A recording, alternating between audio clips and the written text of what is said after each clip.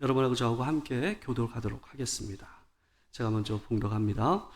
복 있는 사람은 악인들의 꾀를 따르지 아니하며 죄인들의 길에 서지 아니하며 오만한 자들의 자리에 앉지 아니하고 오직 여호와의 율법을 즐거워하여 그의 율법을 주야로 묵상하는도다.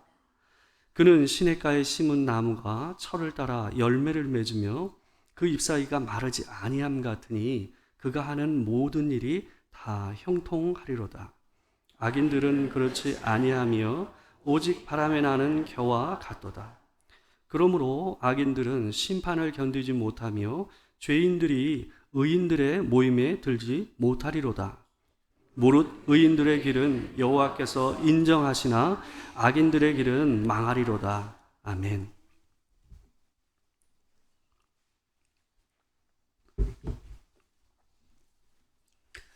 오늘은 시편 1편 1절에서 6절 말씀을 가지고 이렇게 사는 사람은 복되다 하는 제목으로 말씀을 전하도록 하겠습니다. 여러분 그 한자의 길도자 아시죠? 길도자. 이 단어는 이 길이라는 의미를 가지고 있습니다. 우리가 걷는 길이죠. 이뿐만 아니라 이 도리도라는 의미도 있습니다. 그러니까 우리가 따라야 될 교훈이자 기본적인 삶의 원리라는 의미에서 이 도리라는 의미를 가지고 있는 단어가 이 한자로 도라는 말의 의미입니다.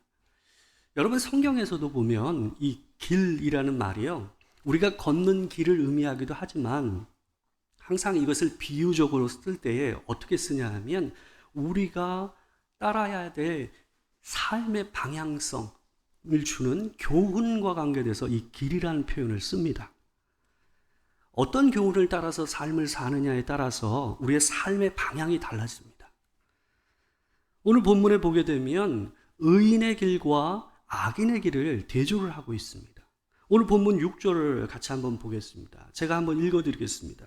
무릇 의인들의 길은 여호와께서 인정하시나 악인들의 길은 망하리로다. 여러분 의인들의 길은 여호와께서 인정하신다라고 얘기하고 있습니다. 여러분이 여기서 얘기되는 인정한다라는 말은요, 본뒤 어떤 의미를 담고 있냐면 돌보신다라는 의미를 가지고 있어요.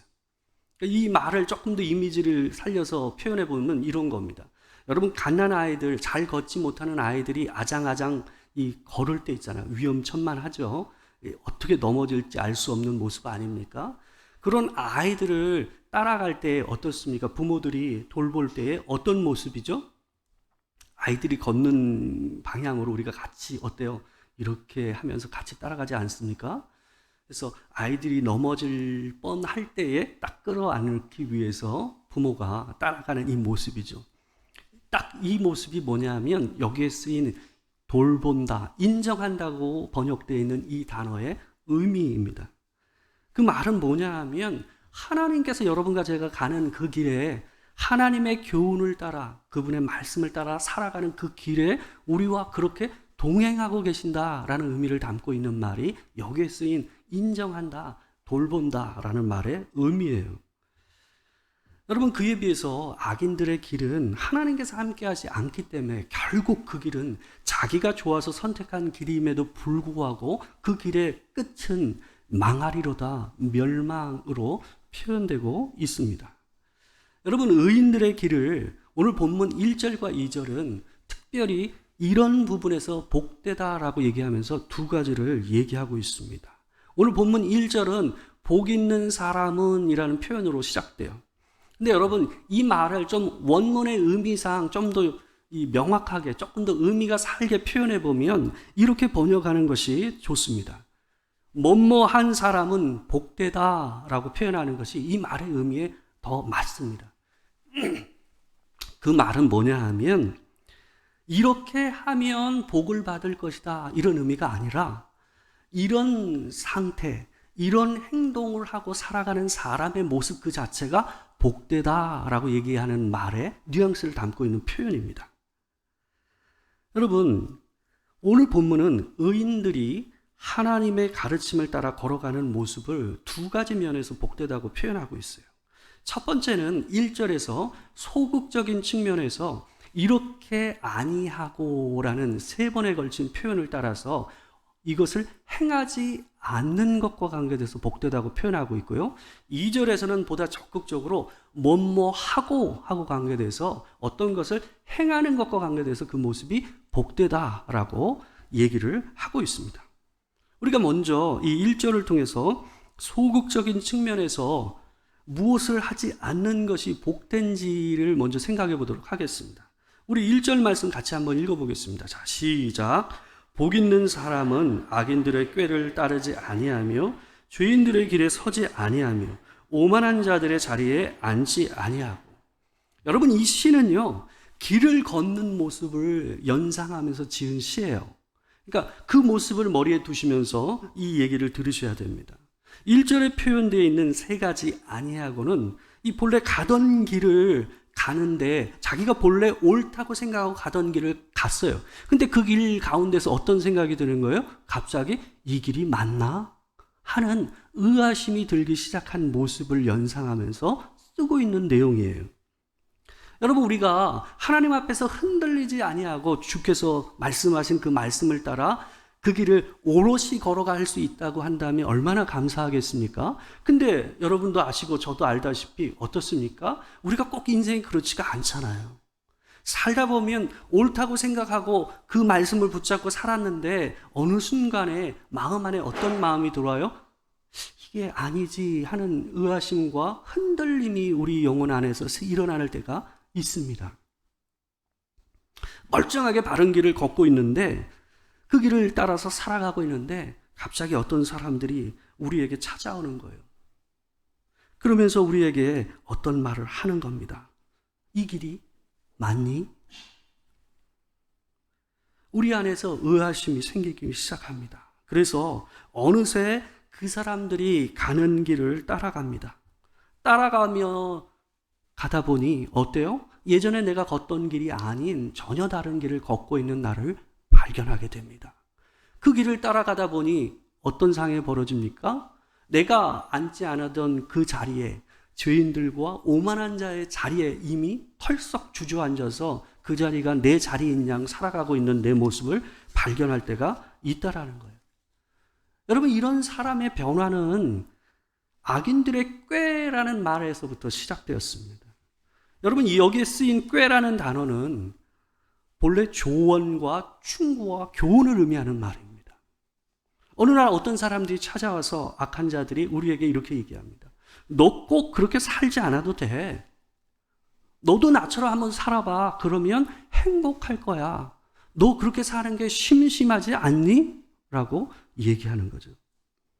여러분, 근데 문제는 그 말이 좋게 들리는 거예요. 그 말이 내가 듣고 싶었던 말처럼 들리는 거예요. 그래서 그 말에 어때요? 사람이 흔들리기 시작하는 겁니다. 혹하는 거예요. 여러분, 내가 어떤 말을 듣고 그 말에 흔들리는 것은요, 내 안에 그 말을 하는 사람과 동일한 욕망이 있기 때문입니다. 그 사람의 말을 들어서 우리가 흔들리는 것이 아니라 오히려 흔들릴 수 있는 마음이 우리 안에 있기 때문에 흔들리는 겁니다. 여러분, 성경은 우리가 가야 할 길을 벗어나지 않고 하나님이 주신 말씀과 그 조언을 따라서 붙잡고 흔들리지 않고 그 길을 묵묵히 걸어가는 삶, 그 모습, 그 자체를 뭐라고 얘기하냐면 복되다. 네 삶이 복되다라고 하나님께서 우리에게 얘기를 하십니다. 여러분, 두 번째로 2절을 보게 되면 보다 적극적으로 어떤 행동을 하는 것과 관련해서 우리한테 복되다라고 오늘 본문은 얘기하고 있습니다. 우리 2절 같이 한번 읽어보겠습니다. 자, 시작. 오직 여호와의 율법을 즐거워하여 그의 율법을 주야로 묵상하는도다. 여러분, 악인들의 교훈이 아닌 하나님의 말씀의 교훈을 즐거워하는 마음을 가진 사람들이 복되다라고 얘기되고 있습니다. 여러분, 여기서 얘기되는 즐겁다라는 마음은요, 어떤 행동을 하면서 그 행동으로 인해서 파생되는 어떤 기대하는 어떤 것을 바라고 하는 행동이 아니에요. 어떤 것을 즐거워한다라는 것은 그 행동 그 자체, 그것 그 자체를 즐거워하는 거예요. 거기서 기쁨을 누리는 거예요. 그럴 때 느끼는 감정이 바로 즐거워한다라는 말의 의미예요. 여러분, 그것을 할 때 우리는 시간이 가는 줄 모르는 거예요. 그게 즐겁다는 말의 의미입니다. 여러분, 해야 해서 하는 것과 내가 기뻐서 하는 것의 큰 차이가 뭐냐 하면요, 기뻐서 하는 일은 지속성이 있어요. 내가 좋아하니까 계속 그것이 유지가 됩니다. 여러분, 그래서 이 사람은요, 뭐라고 표현되고 있냐면 하나님의 말씀을 주야로 묵상합니다. 이렇게 표현되어 있어요. 여러분, 뭐 이 말씀 그대로 내가 그냥 뭐 하루 종일 말씀만 붙잡고 있겠습니까? 이 말의 의미는 뭐냐 하면 이 사람이 들은 말씀을, 본 말씀을 뭐요? 까먹지 않으려고 끝까지 그 말씀을 붙들고 있는다는 표현을 이렇게 쓰고 있는 거예요. 왜요? 그 말씀이 좋으니까, 그 말씀을 따라 살고 싶으니까 뭐 하는 거예요? 되뇌이는 거예요. 그걸 머릿속에 두고 사는 거예요. 또 읽고 또 읽는 거예요. 여러분, 그것을 잃어버리지 않기 위해서, 잊지 않기 위해서 어떻게 합니까? 이런 사람들은 카톡 프로필에 올린다든지, 아니면 이 컴퓨터 바탕화면, 아니면 핸드폰의 바탕화면 같은 데다가 띄워놓는다든지, 아니면 출력해서 자기가 늘 눈에 띄는 곳에다 붙여놓는다든지, 이런 일을 합니다. 왜요? 그 말씀이 내게 힘이 되니까. 그리고 그 말씀을 따라 살고 싶으니까 그렇게 하는 거예요.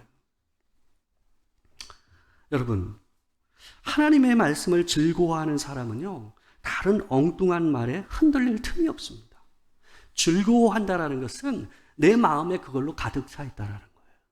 여러분, 즐거워하면 어때요? 여러분 진짜 좋아하는 건 어때요? 늘 생각나지 않아요? 여러분이 생각하지 않으려고 해도 그게 생각나지 않습니까? 그게 즐거워한다라는 말의 의미예요. 그러니까 옆에서 뭐가 흔들려도 어때요? 그 좋아하는 것을 마음이 뺏기지 않아요. 그게 좋아한다는 말에, 즐거워한다는 말의 의미예요. 여러분, 성경은 악한 자들의 조언과 충고에 흔들리지 않고 하나님의 말씀을 즐거워해서 그 말씀을 따라 살아가려고 하는 사람들을 의인이라고 얘기합니다. 그와 반대로 하나님의 말씀을 받아들이지 않고 자신의 뜻과 생각을 따라서 살아가는 사람들을 악인이라고 표현합니다. 죄인, 오만한 자들이라고도 표현합니다. 여러분, 오늘 본문은 의인과 악인을 두 가지 표현으로 비유를 하고 있어요.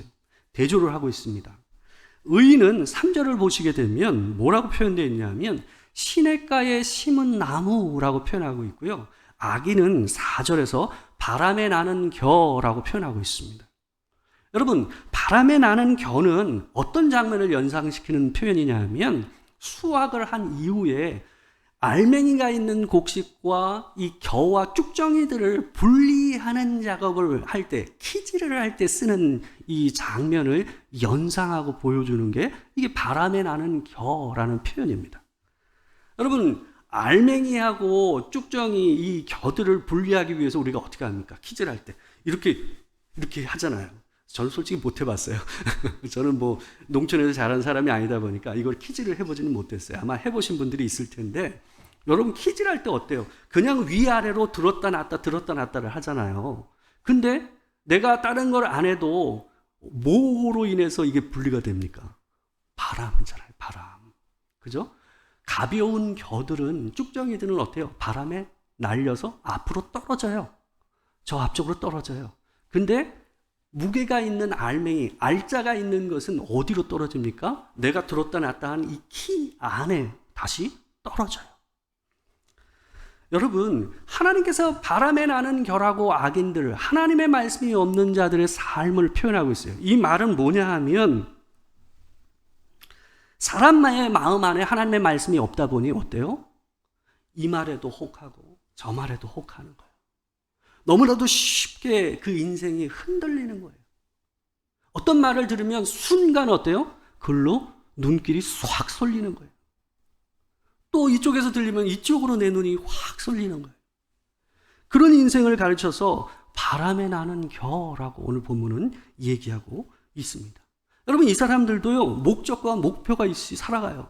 그런 거 없이 살아가는 사람은 없어요. 자기가 나름대로 자기가 원하는 게 있지요. 그 길을 따라 달려가지요. 근데 이 사람들의 나침반은 뭐냐 하면, 이 사람의 나침반은 죄악된 욕망이에요. 그 욕망이 끌리는 대로 어때요? 어떤 교훈을 됐던 그것이 원하는 것이 맞아 떨어지면 흔들리고 이리 갔다 저리 갔다 하는 삶의 모습을 얘기하고 있습니다. 여러분, 그에 반해서 의인들의 인생은 시냇가에 심은 나무라고 표현되고 있어요. 본래 이 시냇가에 심은 나무는요, 원어상에 어떻게 표현되어 있냐면 시냇가에 옮겨 심은 나무라고 표현되어 있어요. 그 말은 뭐냐 하면 본래 이 나무가 거기에 심어져 있었던 나무가 아니란 얘기죠. 하나님께서 옮겨서 그 자리에 심으신 나무라는 의미를 담고 있는 게 이 시냇가에 옮겨 심은 나무라는 표현입니다. 여러분, 시편 80편 8절에서 11절 말씀을 보시게 되면 하나님께서 이스라엘을 애굽에서부터 옮겨서 가나안 땅에 심으신 포도나무라고 비유해서 얘기하고 있어요. 우리 같이 한번 읽겠습니다. 자, 시작. 주께서 한 포도나무를 애굽에서 가져다가 민족들을 쫓아내시고 그것을 심으셨나이다. 주께서 그 앞서 가꾸셨으므로 그 뿌리가 깊이 박혀서 땅에 가득하며 그 그늘이 산들을 가리고 그 가지는 하나님의 백향목 같으며 그 가지가 바닥까지 뻗고 넝쿨이 강까지 미쳤거늘. 여러분, 하나님께서 뭐라고 그러십니까? 하나님께서 애굽에 있었던 이스라엘을 뽑아서 가나안 땅에 새로 심으셨어요. 그리고 거기에 거름을 주고 잘 손수 가꿔서 어떤 나무가 됐어요? 뿌리가 땅 깊이 다 뻗어내리고 또한 그 가지가 바닥까지 뻗어가는 나무로 하나님께서 만드셨다라고 오늘 본문에서 얘기하고 있습니다. 하나님께서 구원하신 것을 옮겨 심은 나무로 표현하고 있는 거예요. 여러분, 골로새서 1장 13절에서 14절 말씀에서도 구원받은 우리를 이렇게 표현하고 있습니다. 우리 같이 한번 읽겠습니다. 자, 시작. 그가 우리를 흑암의 권세에서 건져내사 그의 사랑의 아들의 나라로 옮기셨으니 그 아들 안에서 우리가 속량 곧 죄사함을 얻었도다. 여러분, 하나님은 우리를 죽음에서 생명으로 옮겨 심으셨어요. 흑암의 권세에서 그의 사랑의 아들의 나라로 옮겨 심으셨어요. 그게 시편 1편 3절에 나오는 시냇가에 옮겨 심은 나무라는 말의 의미입니다. 여러분, 시냇가에 옮겨 심은 나무라는 것은 여러분과 제가 구원을 받아서 이전에 하나님의 말씀을 따라 살지 않고 내 죄와 내 욕망과 내 뜻을 따라서 살던 그 삶에서 하나님의 말씀을 따라 그 말씀을 붙잡고 인생의 방향을 잡고 살아가는 사람으로 새로 심겨진 구원받은 자로 사는 모습을 표현하는 말인 거예요.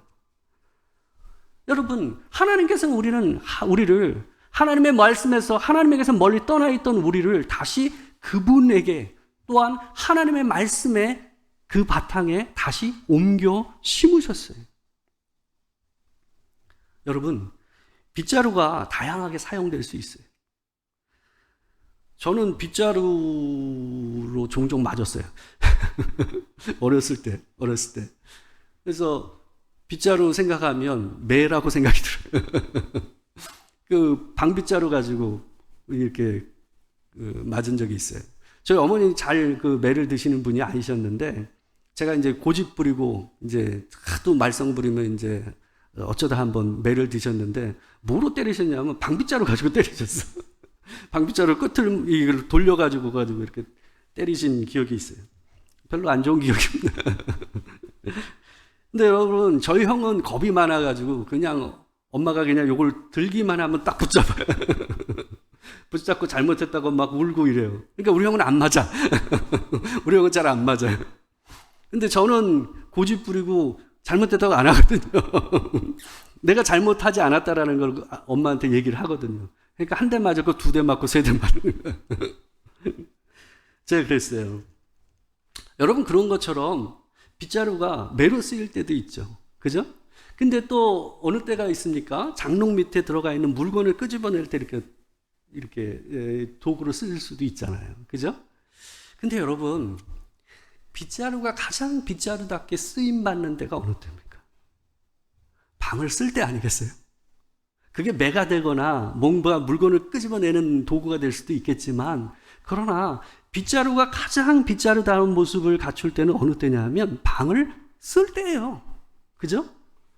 여러분, 사람도 마찬가지입니다. 사람의 인생이 다양하게 살 수가 있습니다.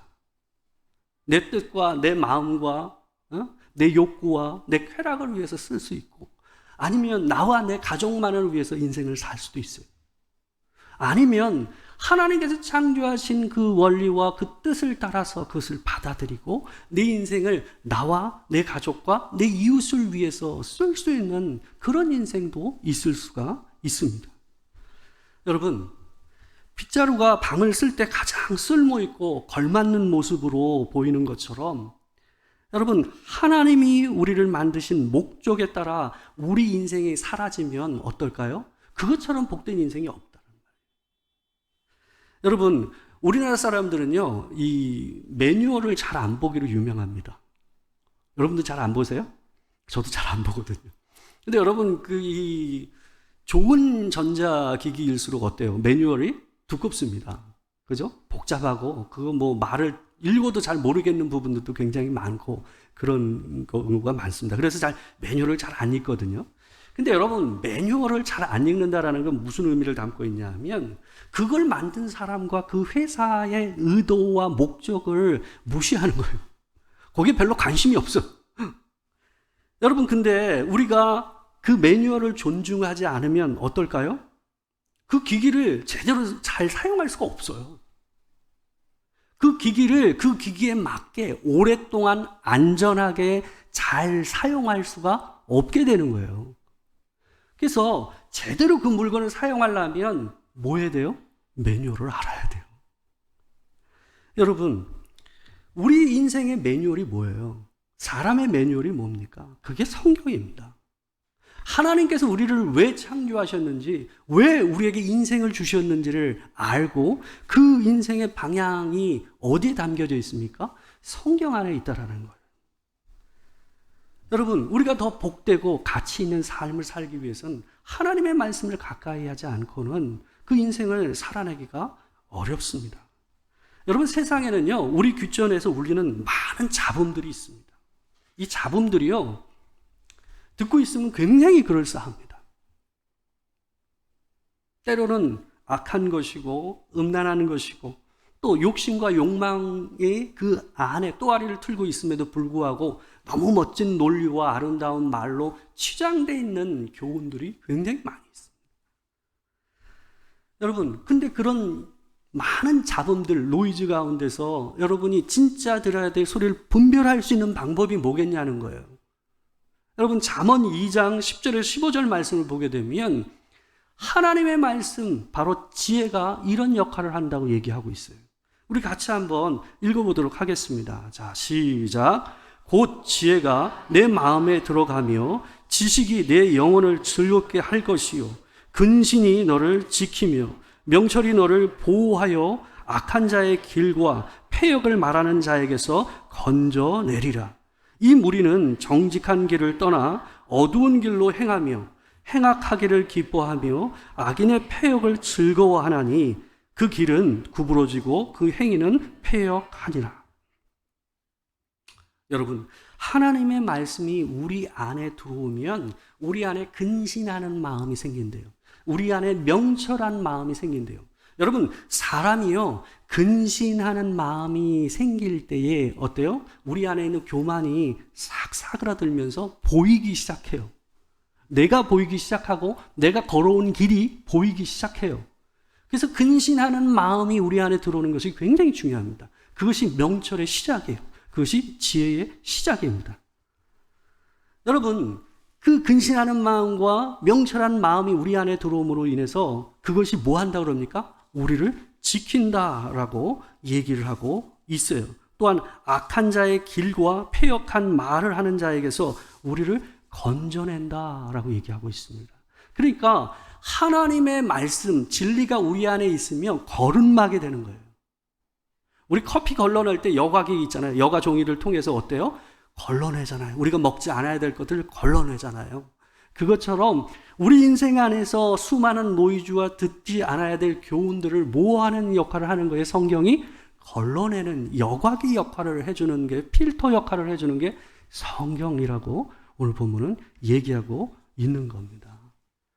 여러분, 제가 예전에 어떤 책을 읽었는데 그 책에서 어떤 말을 했냐면 위조 지폐를 감별하는 방법에 대해서 얘기한 책을 제가 본 적이 있어요. 근데 그 책에서 그 전문가가 하는 말이 뭐냐 하면 위조 지폐를 감별하기 위해서는 위조 지폐를 다 아는 방법으로는 어렵다라는 거예요. 왜냐하면 위조 지폐는 계속해서 발전해서 사람들이 어떻게든 그 일을 만들어내잖아요. 근데 위조 지폐를 감별할 수 있는 가장 좋은 방법은 뭐냐 하면 진짜를 제대로 하는 거예요.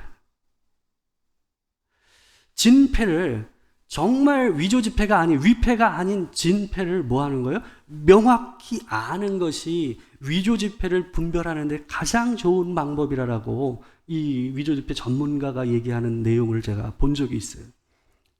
여러분, 진짜를 정확히 알아야 돼요. 진짜를 정확히 알면 가짜 앞에서 흔들릴 이유가 없는 거예요. 진짜를 아는 인생이 돼야 됩니다. 여러분, 진리를 알아야 거짓을 걸러낼 수 있어요. 진리 위에 굳게 서야 헛된 것들이 내 인생을 흔들지 못하게 할 수가 있어요. 여러분, 우리의 삶이 복된 것은 우리에게 진리의 나침반이 있기 때문입니다. 여러분, 그 참된 인생의 나침반 된 성경을 가까이 하고 그 말씀을 내 삶의 지표로 삼아서 인생을 살아가는 여러분과 제가 되길 주의 이름으로 축원합니다. 이 시간 함께 기도하도록 하겠습니다. 하나님께서 하나님의 말씀을 통해서 내 인생의 본질과 방향을 제대로 잡을 수 있도록 해달라고 우리가 함께 기도하기를 원합니다. 우리 잠시 하나님 앞에 은혜를 구하며 진리로 우리를 인도하여 주시옵소서. 우리 함께 기도하는 시간을 갖겠습니다. 사랑하는 주의 아버지 하나님, 우리 안에 은혜를 더하여 주시옵소서. 주님 아버지 하나님, 많은 소리들이 내 귀에 울리고 내 인생을 헷갈리게 합니다. 하나님, 때로는 그 소리가 내 마음 안에서부터, 내 중심에서부터 흘러나올 때가 있습니다. 하나님, 우리를 불쌍히 여겨주시옵소서. 참으로 들어야 될 진리, 참으로 따라야 될 그 길을 따라 걸을 수 있는 우리가 될 수 있도록 하나님 우리를 도와 주시옵소서. 주의 은혜로, 주의 영광으로 하나님을 우리를 보듬어 주시고 우리 길을 이끌어 주시옵소서. 흔들리는 사람이 있습니까? 하나님, 이미 엉뚱한 길을 걸어가고 있는 사람이 있습니까? 이미 엉뚱한 곳에 앉아있는 사람이 있습니까? 하나님, 우리를 불쌍히 여겨주사 하나님의 일을 붙잡게 하시고 주의 은혜를 붙잡고 나아가는 우리가 될 수 있도록 하나님 도와 주시옵소서. 우리를 기억하여 주시옵소서. 사랑하는 주님, 내 마음이 하나님의 말씀이 없으므로 바람이 나는 겨와 같이 날리지 않습니까? 하나님, 주께서 우리를 뽑으셔서 시냇가에 심으셨는데 하나님, 우리가 다시 날리는 마음으로 이리 가고 저리 가고 여기에 혹하고 저기에 혹하며 흔들리는 인생을 살고 있지 않습니까? 하나님, 우리가 진리를 굳게 붙잡게 하시고 주께서 심으신 그 자리에 또한 주께서 허락하신 그 길을 따라 오롯이 걸어갈 수 있는 우리가 될 수 있도록 주님 도와 주시옵소서.